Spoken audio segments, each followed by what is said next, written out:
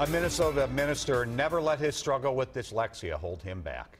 John Hogenson led 3 of the largest Lutheran churches in the state and had a remarkable ability to share his joy. And John just had that passion for making life count, doing those things which would lift up other people. Most recently, John Hogenson was the senior pastor at Mount Olivet Lutheran Church in South Minneapolis.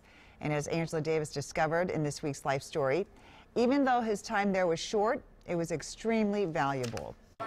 Pastor John Hogenson arrived at Mount Olivet in 2014 after the church's senior pastor of nearly 40 years suddenly died. Hogenson immediately went to work on helping members grieve and creating new ways for them to connect with one another. And he was here just 8 months when he was diagnosed with this stage 4 brain tumor, inoperable. The new year brought new grief to Mount Olivet.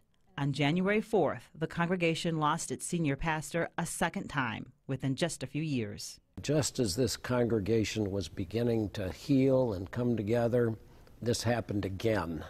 Interim Pastor Dennis Johnson says Hogenson made his 2-year health battle a teaching tool. He was continuing to minister to us through his carrying bridge posts, in which he was encouraging us.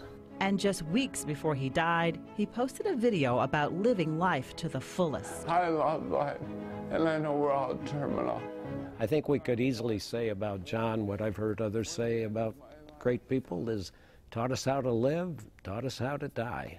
Hogenson's wife, Ruth, says he made the decision to donate his brain to the Mayo Clinic. Doctors told him his type of tumor was so rare that little research existed. The pastor believed if more was known, another family might be spared from the same suffering. Even in his dying, he wanted something good to happen.